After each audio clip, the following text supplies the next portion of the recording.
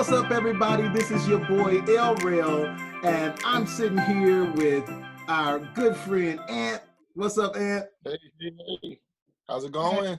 Hey, sir. And then there's the wonderful, always fabulous Amaris. Hello. And we are tuning in to Point of View here at the New Bethel Church Studios. What do you think? Studios, wherever you may be. You're in Hawaii. At the home studios. Yeah, I'm in Hawaii on the beach of Kona. You're in the home studios.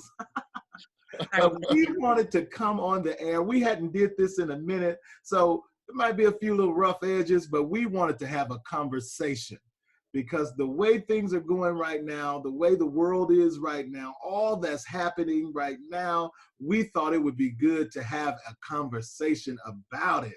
So welcome to the Point of View. All right. Okay, so let's get into the topics for today.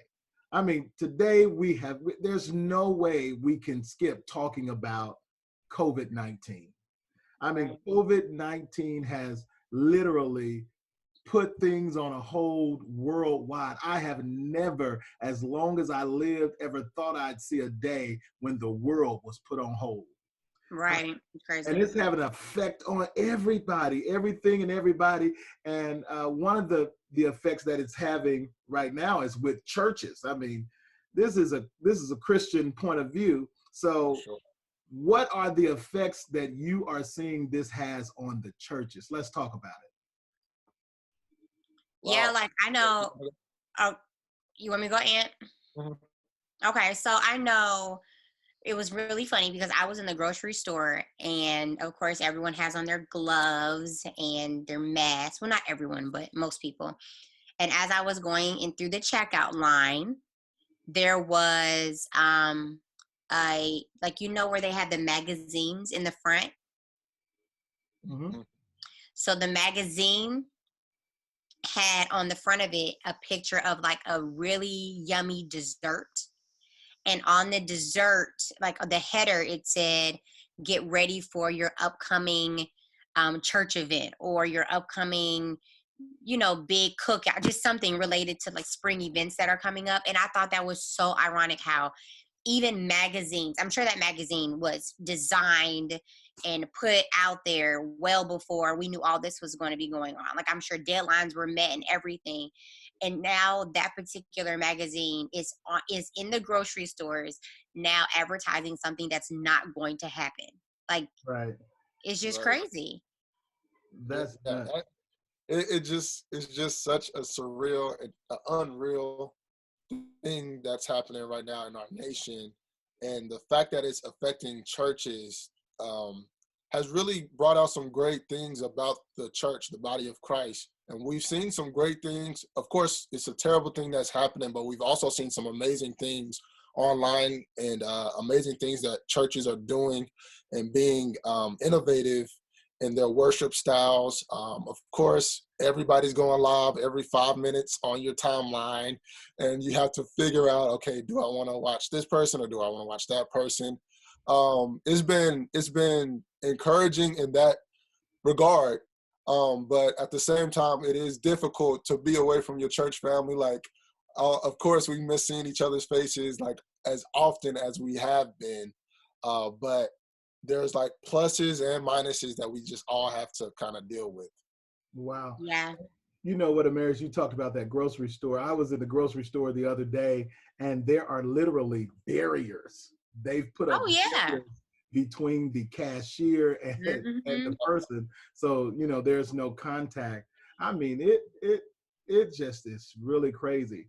It is, but I was telling somebody just the other day that I feel like, as far as from a church perspective and ministries or any kind of business, like or a non-for-profit or whatever the platform is, I feel like it's really forcing us to do things that we probably should have done a long time ago anyways. Like there are certain things that I know even Pastor Brady has been really had a heart for, as far as our platforms on our YouTube channel, online, our phone app, just social media, just all kind of different things. And when you only have so many people, only so many people that can work in those different capacities, especially because, you know, a lot of times, a lot of these not-for-profits don't have large amount of employees. So, you know, you have to stretch what tasks are being done and you have to prioritize, well, this is more important right now. This is more important right now. But now we don't have a choice. Like, we have to do these things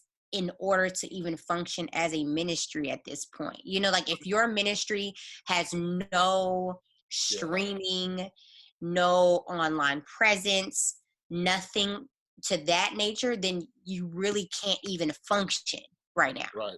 That's the Right. truth. And I feel like it's really hard for those churches because back a while ago, for some years now, I believe the Lord has been preparing us and pushing churches into getting into live streaming and getting into those platforms like you said.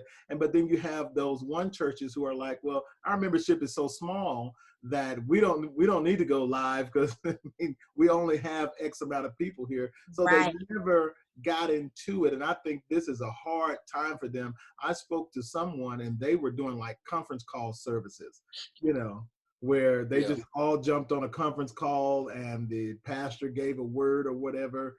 I don't know. It's a lot of things that are going on. And I just wanted to see, what have you guys seen out there that's like, wow, that's a really neat idea to do? Like even this Zoom meeting, we're in 3 separate places and we're able to have a conversation, see each other, but you know, it's not live as far as physical, but this is a type of platform that churches could use. What innovative ideas have you all seen out there?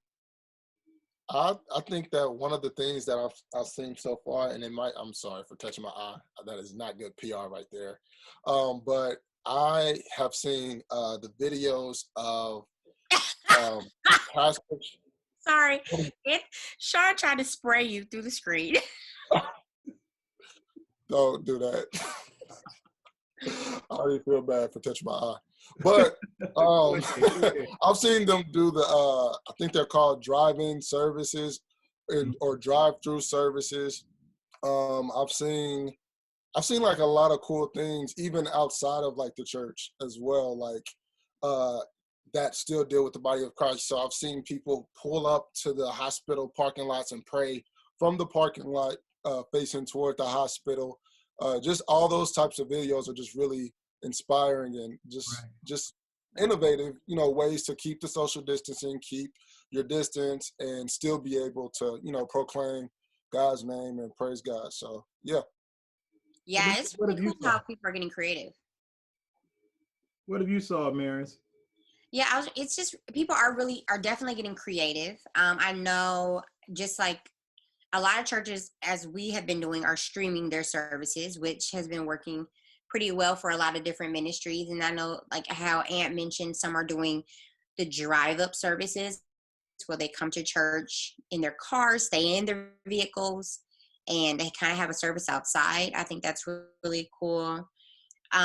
It's also cool now because a lot of times when you're at your church, you are obviously at your church, but now we're able to get the word fed to us from multiple outlets. And it's not to say we weren't able to before, but since now we don't have any other choice, I feel like people are online more just looking for a word, whether it be a word of encouragement, you know, something that they could strengthen their walk with Christ, even in this situation. So I think that it's, I don't know, it's pushing us to be creative. But I mean, on the flip side, yes, there are a lot of positives, but I do think that there is somewhat of like an underlying competition that I kind of sense happening amongst the ministries and even amongst businesses. Like, I mean, restaurants, for example, they're trying to stay above ground.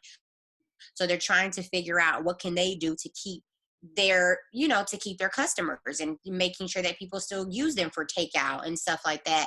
And I think the same with churches. Churches are making sure that they can still, you know, maintain a membership and things like that. So hopefully it doesn't get too rough in that area. But, you know, as long as we stay focused and realize like we all have one goal, like there's one thing, and that's to win souls for Christ. So let me throw this out there, and then we'll move on. But what do you think about the have church, don't have church thing that's been going on?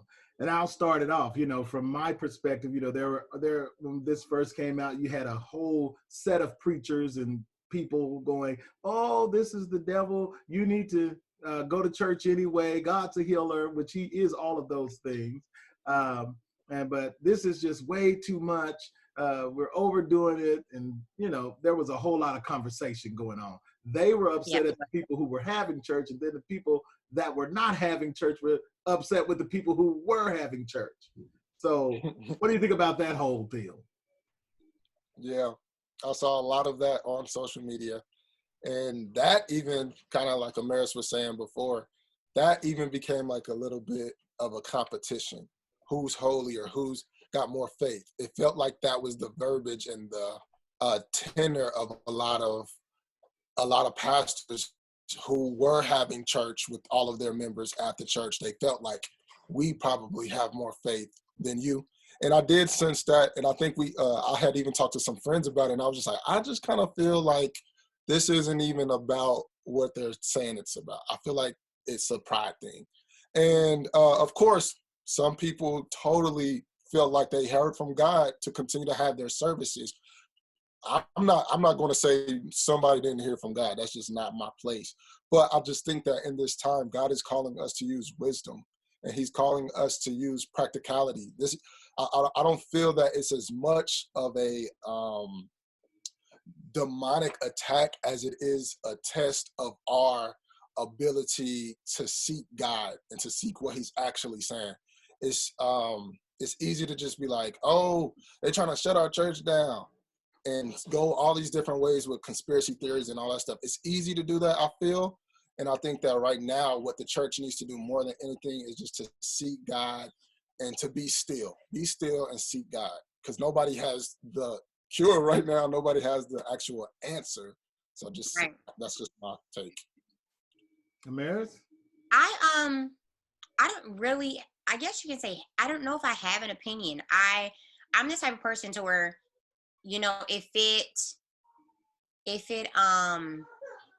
it doesn't affect, I'm trying to think of how I want to word this. I am a member of a specific church. And so therefore I'm going to trust our leader and whatever, he, in this case, it could be he or she, has felt led to do as far as overall keeping in mind of the health of the congregation as well as the community, whatever it may be. So when I saw other churches were still having church, even when the church that I'm a part of, which is New Bethel, didn't have church, it did not even dawn on me like, why would they do such a thing? And it's not to say I didn't care. It's just I'm not a member of that church, so I don't know if I hope that's not coming across wrong, because I don't want to sound like I just did not care, but you just saying like you don't have a place to have an opinion about that. Like I literally had no place to have an opinion about it. Like, and and I know some people were like going back and forth like, well, you should. And it's like, as long as you're doing what you should be doing, and as long as the membership is supporting whatever their leader is suggesting that they do, then go with it. I mean, and if the membership, like let's say a leader, decided to not, let's say on the flip side, a leader was like, no, we're not having church. And their entire congregation was like, no, we want to have church and everything, they still want to come. And, it's almost like, okay, they can feel that way because they're a part of that ministry. But if I'm not affiliated with that ministry, then it's not my place. I don't know. Yeah. I get totally what you're saying, and you don't sound like you're being any type of way. You're just connected to your ministry, and you didn't give a thought to all of the other stuff. It didn't from your leader. Right, because I mean, it's the same way with there's restaurants that are closing. There's restaurants that are not. There are, and I'm not saying like I'm going to compare the church to a restaurant, but it's still serving people for a different reason. But they're still serving people. So if from the top down, if they're like, okay, let's kind of shut it down for some time, and there's some that's saying, you know what, let's go ahead and keep it open. Then, whatever the case may be, so be it. I don't know. I know. But I will say this. Go ahead. I will say this, that I feel like at this point, April 2nd, I do not feel that people should be having church at the church with the entire congregation there. I think that's irresponsible at this point, just because of the numbers that we've seen, the progression of the disease that we've seen, how easy it is transferred. Yeah, they're saying that it can possibly be airborne. Yeah, and I feel that it's irresponsible at this point to say that there's no plague, like there's nothing happening right now. We'll be fine if, you know what I mean? What if the children of Israel did not adhere to Moses's guidelines to, okay, put the blood over your doorpost, you know what I mean? We have to use wisdom in these times. It's God works through practical things all the time, and we just have to find his voice. Yeah, for sure. And I believe that I prayed for those who were having service and those who were not having service. Exactly. I mean, we all need to, and I'm sure that's a lot of pressure on a leader to figure out like if they're doing the right thing. You know, like I was telling my mom, like if I was ever called to be a pastor, now would not be the time I would want to be a pastor. Right, nope. Right. Not at all. You know, this is just a segue into the other topic, but you know, we just had we're 8 months into our newborn. You know, he's 8 months old, and I was like, everything I could think of was that scripture going, woe unto the mother who gets sucked in those days. I'm like, God, why did you wait 20 years into a COVID virus for us to finally have, you know, our little bundle of joy, and then this hit. So, you know, there was a little bit, you know, if I'm honest, it was a little bit of, oh, Lord, we need to talk. Yes, for sure. We need to talk. Yeah. So it's affecting families. It's affecting children. I mean, the children are not going to school. This is 3 weeks that our children have been out of school just here where we are. So we've been homeschooling. I'm very interested. On kids? I'm very interested to hear how that's been going for you, Sean. If I wish I could cross my eyes and you could see it. Because not only are we homeschooling, but I'm working from home as well. Right. So you have that whole dynamic of work. Then I have to just pause and do homeschooling. And Misa and I, because we have the little one, we have to kind of rotate things around. This morning I might be teaching reading and math, and then in the evening she might be doing the activity because I have conference calls to be on, or you know, vice versa. So we're trying to really work it out, but we're not trying to school them to death. You know, right. You know, we don't home to feel like the school prison or something. You know. Yeah. Yeah, and that's what we're dealing with now. It's an entirely new paradigm and a new normal is going to have to happen after this. And with families and with children, which you both have, I'm just interested to hear how have you guys kind of been keeping your kiddos safe? Because I know that's a major concern, really. I know we don't want to have fear and we don't want to have anxiety, but it's a concern of parents, and we have a lot of parents out there who have little ones. And then, of course, we have parents who have their parents living in with them. So, and I know Sean was, if he's not in that situation, I think he is, where he has, you know, his mother-in-law staying with him. So how has that affected you guys as far as like keeping your kiddos safe? So you want me to go first, Amaris, or are you going to go? It doesn't matter. You can go ahead. Well, for us, my mother-in-law is here, but my mother-in-law is here because we're caring for her too. So, you know, my mother was here from Arkansas, but she's gone back home now. So you know, it was a whole family thing. She left right before we could dump the kids on her. But right now, the way we operate, we have a schedule. We have a daily schedule that includes even walking time or some type of exercise indoors. We may go outside on the back porch or something like that, or we live on a cul-de-sac, so we may walk up to the cul-de-sac and back. You know, we have time for that. Then we have time for teaching. So we may do a lesson with electronics in the morning, and then there's break and recess. We do recess too. We do art and music. I mean, I use our tablets. that we have. They're touchscreen tablets, and I do music class. So I downloaded a piano app and taught them how to know the notes on the piano and how to hear a note and find the note and different songs. And then that afternoon, if we did technology in the morning, we don't do technology in the afternoon. And then we got half days too. Hallelujah. We have half days. Yeah, they had half days in real school. You know, on Wednesday they got out at 12 o'clock. So Wednesday or Thursday or whatever day we choose is a half day. I love it. That's so funny.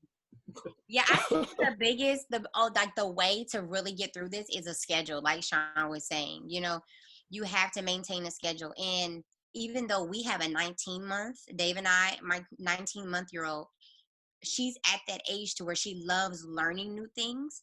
And although prior to this she wasn't in school, I was starting to do curriculum type things with her at the age that she's at, because she's wanting to learn new things. Like, she loves repeating now. She loves pointing to something and telling you she knows what it is, you know. So we do the same thing, like Sean was mentioning. Like, in the morning time, there may be certain things, you know, we make sure we go over with her. And then we normally go for a morning walk, or if we don't do a walk, we do some type of physical something on like YouTube or something like that. And then we have lunch, and thank God she still has a nap. So nap time is when I'm like on the computer working, like. So everyone probably knows when Amelia's taking a nap, because emails are like going crazy.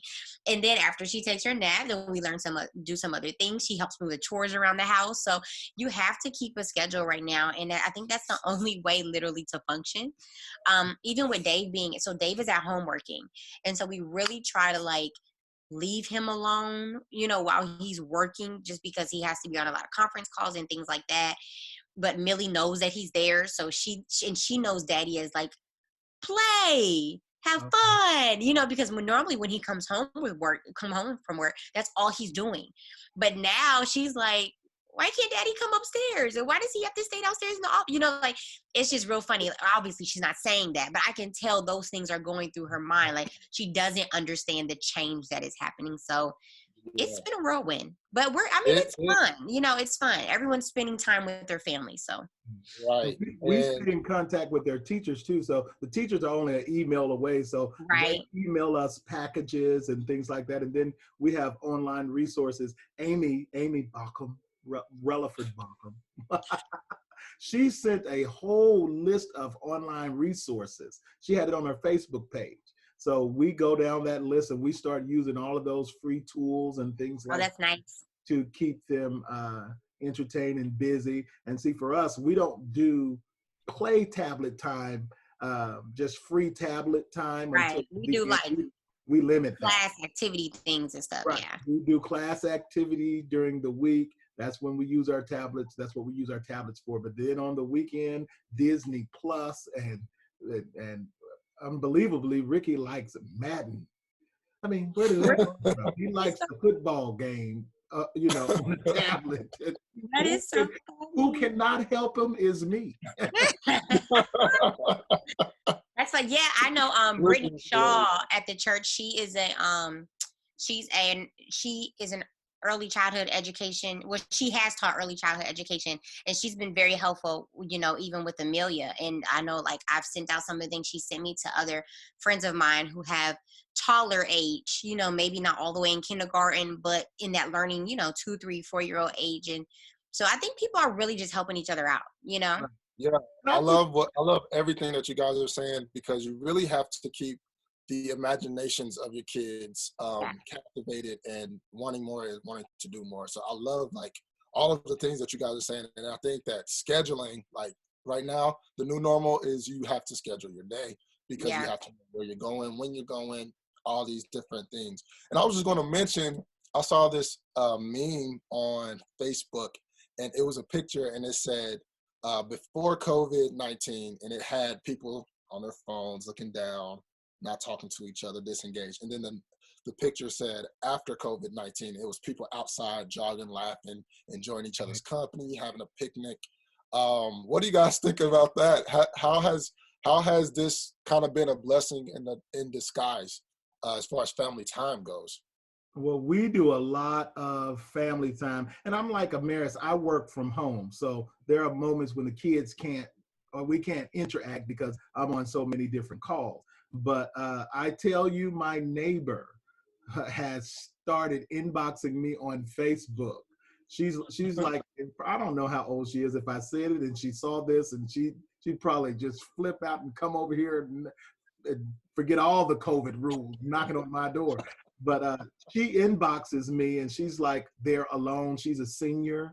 And so it causes us to talk a lot more, where we would just wave in passing. Now, we're interacting more. She's like, hey, I took some Clorox wipes and wiped off this package of sidewalk chalk for the kids. Tell the kids to come get it off of the porch, or I'm going to put up my old basketball goal up in my backyard if your kids want to come over and play. I mean, then she's like, oh, I have wipes for Destin. My daughter was supposed to bring me Clorox wipes, but she brought baby wipes. So, hey, I got this for you. So, it causes us to have a lot more interaction with the people that are here on my block. Everybody will step outside and start waving at each other, yelling, hello, how's it going? You need anything over there? So in some ways it has brought us together. Yeah, I think I can definitely agree. Like, I find when I'm outside, I'm conversing with neighbors way more often than what I normally, would have. And that is a blessing. I think I'm very grateful, for those situations. But I guess the whole situation, the only downer that I keep remaining prayerful about is some of the families that I know children are at home in very unhealthy environments, and they probably look towards school as a way out, or like a break from their at home situation. And right now they're in that environment all the time. And that is, whether it be, you don't know how much food they have, or whether there's a domestic relationship, or if there's alcohol, drug abuse going on in the home. Now these children are around it 24/7, Right. And there's another thing I wanted to ask about, and I'm going to do this and you're going to know exactly, Amaris, what I'm talking about. Okay. Bruh. My hair. The business. Wait, Anthony tried to line up his own hair. Whoa! That's just the receding hair. That's all. You are not. I'm talking about Anthony. Oh, Anthony. Yeah. I have my do-rag on, and I didn't brush my hair like I should. Oh, I was like, what's the do-rag crease right there. That's the crease from the rag. Yeah, her hair is naturally gray, so she don't know nothing about a do-rag. Yeah, I got grays popping out, but I've had grays popping out for a while, so I can't even use this as an excuse. Well, you're a hairstylist. You ain't got nothing to complain about. Yeah, but in the cosmetology industry, I was talking to somebody, and although I've been removed from the industry for quite some time, at least working behind the chair, like I still do, events and things like that, but it's really taken a hit because that's an industry you cannot do online, and although the pro for that is, you never have to worry about online advancement and technology advancement taking the place of some of those professions. But when you can't interact, then it's like, okay, what am I supposed to do? So people are really trying to be creative as far as their income is concerned for this time period, which we don't even know how long it's going to be. From a profession standpoint, and then from a consumer standpoint, I had somebody text me the other day like, how can I trim my own ends? And I'm like, oh God, like this could go bad, so it's crazy. Yeah, it's definitely affecting. And that affects income, that affects household income, not even just your business, but that affects your household income as well, so. Yeah. And then the last thing I'm going to ask you guys to wrap up like this segment on family and kids is we have seniors in our lives. We all do. Those who are elderly. Has this time, because I know it kind of has for me, has this time made you more sensitive to how you interact with them as far as reaching out or making sure that somebody reached out because they are probably the most susceptible and the most vulnerable to the disease. And we've already heard that they are they have limited travel already. So for this to happen, now they get to see nobody. So do you guys feel that this has heightened your sensitivity to those who are elderly and made you appreciate life more? Yeah. Yeah, I definitely think so. Yeah, I have a grandmother who's in a nursing home, and I was in Arkansas some time ago, and it was right like this a couple of days after they said you cannot go to the nursing homes, and my grandmother was so desirous to see the baby again that we had to tell her, visitation is closed off. So that really saddened her in her spirit that nobody could come and see her. You can only talk to her on the phone. And she's not like nursing home out of her mind. She has all of her senses. She's there and she knows what's going on. And it's just kind of sad that people are even passing away from the disease and with no one. Right. Funeral, you can only have 9 and a preacher, stuff like that. That is so heart-wrenching and sad. I mean, you just don't know. You don't know how to deal with that. If you don't have God to comfort your heart, that's some tough stuff to go through. Yeah, it's tough. Yeah. Well, That's I know, all I got. oh, go ahead. I'm sorry. No, I was just saying that was all I had. So if you wanted to answer, Mary. Yeah, I guess we can talk about so many things concerning this particular topic, and I'm sure we'll have an addition to this, because I know I don't want to get into it today, but we even have to discuss like maybe some things that are seniors in high school that are going through, they're going through a whole lot, and maybe we can even see if we can get some seniors on our show in the future. But the next area I kind of wanted to bring up is as far as the economy is concerned, and when it comes to jobs, like I already have friends that have been laid off from their job. I know a lot of businesses are closing. Some places are still like on that fence, like, should we close, should we not, just because although things have stopped, bills have not, and so there are a lot of things that people have to kind of try to figure out. So what do you all think? I don't know, like, what is one of the biggest effects that you can see in the near future as far as the economy is concerned? Yeah, that is a loaded question, and it's almost kind of stressful to think about, because it would cause for a complete, rethinking of how we do business, just kind of within this time that we're dealing with COVID-19, how we deal with business, how people are going to get money, and all these different things. And I think that's why there's so much attention that everybody's putting toward the legal hearings, the presidential addresses, and the mayoral addresses, and everything that happens in those places that we never paid attention to before is so directly affecting everything that we do. So we're tuned into the government and seeing what's happening and different things like that. And it's difficult because families who were making a little bit of money are now making no money. Kind of like Mary said before, like, we have to think of those who weren't doing so good already, and now this is thrown on their plate. Yeah. So I think that that is just so hard even for me to even think about how we are going to recover economically from this particular disease. Right. Yeah. And go ahead, Sean. I'm sorry. I feel the same way. I feel that I don't really know how we're going to recover. You're talking about millions and millions of people on unemployment, and then you have this $1 trillion, budget came out that with the, you got a stimulus that really isn't going to stimulate anything because you're going to use it to pay your bills. So, I mean, you're not buying anything to build up the economy. You're trying to stay afloat. And then you have all of these options out there where they're going to put your couple of months payment on the back end, or if you can't pay your lights or your gas for the next couple of months, that's okay. We won't turn it off. But what happens after that couple of months when it's all piled up? Now you owe those couple of months and the current month, and you don't have a job to do any of it. So it's really going to take some strategic leadership to get us out of this once this is over with. Because just because we say, okay, the COVID scare is kind of over, it's really not over.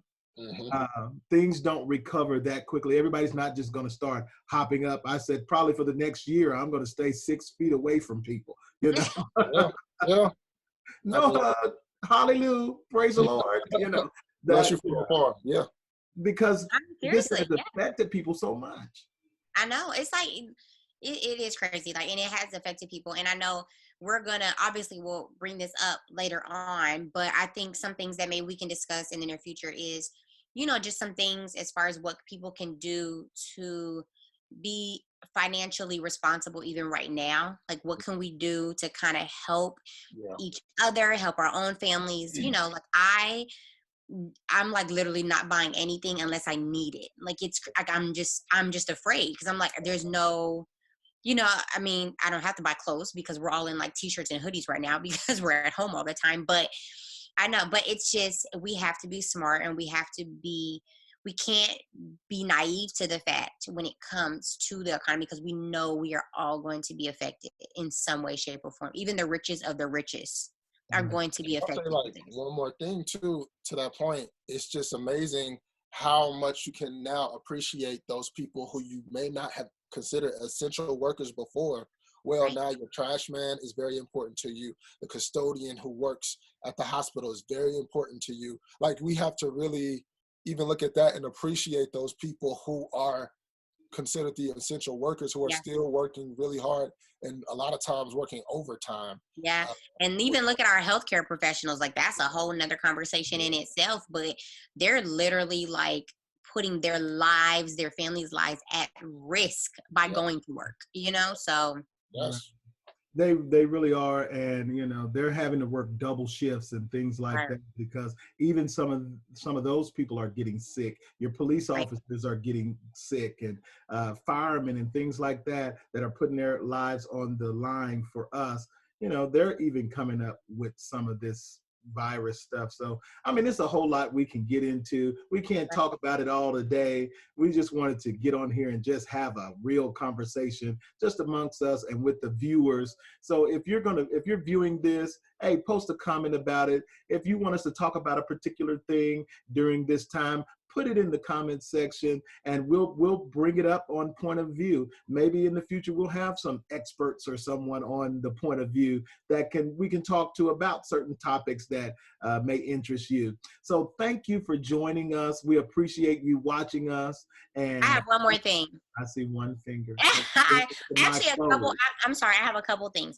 One being, I wanted to remind everyone about the New Bethel Church's platforms that we do have right now. We have a phone app, New Bethel KC, where we have devotionals on there. We have audio files, video files that you can stay connected to or grow your personal relationship with God and stay connected to the body of Christ, as well as our social media platforms at New Bethel KC, and our website. But before we go, like, I know, Aunt, you posted something that a lot of people have commented on. And I just wanted to ask, I know you said that you tested positive for COVID-19. What made you feel like you got to the point like you needed to get tested? Because I know there's a lot of people around with different symptoms. And I know at one point you thought maybe it was just like really bad allergies, because you do experience allergies at this time of year. So what made you be like, red flag, I need to go get checked out? Yeah, so I totally have year-round allergies. Especially when like the temperature is changing from the morning to the evening. Like, I'm just like, okay, that's normal. But in these times, I've just kind of been hyper aware of everything that's happening with my body. And so I work at the University of Kansas Health System in the media department. And we've been very busy because we've been having to streamline a lot of doctors and specialists who come in and who are talking about the disease and how it's affecting Kansas. And in root of all of that, I was basically doing regular life for myself, because I was going to work and then I would go for a jog And then I would go to church on Sunday to help with the live stream. Of course, doing my best to practice social distancing, my best to wash hands, not touch face, all that stuff. But I just knew that something just didn't sit right with me. I felt like I had been out too much. And so I started to experience like a dry cough. And I was like, well, maybe it's the weather. But later in the same day, I started to feel fatigued and I started to feel tired. And I checked my temperature at that point, and I said, let me check my temperature because this isn't okay. So I checked my temperature. My temperature was higher than what it normally was. So I texted my boss and I said, hey, I'm not going to come in tomorrow out of the safety for everybody. I think it's seasonal allergies, not sure, not coming in. So I think that with all of the information and stuff that's just been coming out, it made me be sensitive to like your own body. Yeah, because Americans, we have no idea of what it means to not have a me culture, a me-centered culture. It would be selfish of me to have the disease and to tell nobody about it. Yeah. That's how I feel. But even though it might feel embarrassing and you may have it, I feel like you should mention it to the people that you were around. And I made my statement basically just so people wouldn't feel embarrassed about it, to inform people, and just so that I could cover all bases, because I don't want anybody who's older or any baby to have to contract this disease. Yeah. And we're really glad that you're doing well and you've been able to, like, talk with us and things like that. But did we just learn? I don't know. We can't lose the shine. We can't lose. We're grateful that you're doing well, and you haven't experienced like major symptoms. Like they said that there's such a variation of what people can actually go through when they have this disease. So we're grateful that you are being quarantined, but you're okay. Yes, I am isolated in my parents' basement. They are dropping food at the door for me. I have to wait for them to walk off. We got a whole little system. Is it like Celie on The Color Purple, where she was in that room and they slid that plate to the door?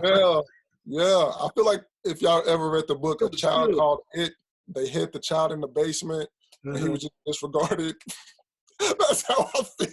Oh, no, but everybody has just poured out so much love, and I just really appreciate the prayers and the love. So I'm being well taken care of. Even my boss, she told me that one of the doctors who would come into the studio, he wanted my number because he wanted to just be able to check up on me. And he's like one of the top specialists there. So that meant a lot. So it's just little things like that. Yeah. That have just been encouraging. That's wonderful. Do you have any idea where you could have, like, just because you said like you were in and out everywhere, so you don't have any clue where you could have contracted it? Or So my biggest guess has been the hospital, just because we have dealt with doctors and specialists and individuals who have been on the front line of the COVID fight. So of course, like we were quarantined in our media office, but those who are coming in, who knows where they've been. Gotcha. So between that, I was at the park jogging, tried to keep my distance. This disease is known most to transfer through droplets. Right. I'm not a doctor, so I'm not saying it's not airborne, but it's been found most to travel through droplets. So I did try to stay out of people's way of running or sweat coming off or coughing coming off. Like I did try to do that. And then of course I was at church on Sunday, like I mentioned. And we try to keep our distance everywhere we go. So it's difficult to pinpoint. You don't know. And what's crazy is that they said I can't remember what particular physician. I thought you were going to say Pacific. What I said Pacific? No, I did. And I said I said I thought you were about to say Pacific. No, I would never. Specific. I don't know what specific physician mentioned it, or scientist, but they said they anticipate 1 in every 3 individuals will end up contracting the disease. Now, it doesn't mean that they'll all have fatal symptoms, but they'll at least contract the disease. And like, look at us. This is an example, 1 out of every 3, so maybe that means I won't get it. Yep. And just what I tell people is just stay in. Yeah, it's better to be at home bored than to be in one room and sick. Right. I said, I'm going to have to go outside and start digging up the ground and planting seeds for vegetables and all of that. Oh, I know, because we ain't gonna want to go to the grocery store. Right, The right. little things, enjoy them. I know. Well, I'm praying for each of you. Yes, Well, as I am. I wasn't going to bring that up, but since we brought it up, thank you, Amaris. Thank you for Anthony for being so open about it and discussing it. I just figured the viewers, they're probably like, when is he going to mention anything about it? And since he already made it public, I just wanted people to know, like, some people think that if you have it, it's the end of the world. And I want people to realize, like, yes, we don't want to look at it as some minute situation, but you also don't want to have it overtake your whole faith and your whole emotional being, to where you feel like you just shouldn't be alive, so. And it can easily do that if your hope is not grounded and rooted in Christ. Right. And I just hope I made it real for people too, that the people that I know, I just hope it's real to them now, that it's not just something. Yeah.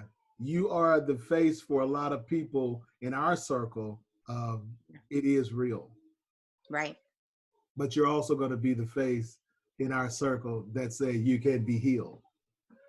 Come on, sir. Speak, sir. Speak, sir. Churchy moment. So everybody, you can get. I told you if you move too much, we lose parts of you. I know, he like a little fuzz. Everybody, this has been The Point of View. Thank you for listening. We hope to come to you again. This is just our point of view. God bless.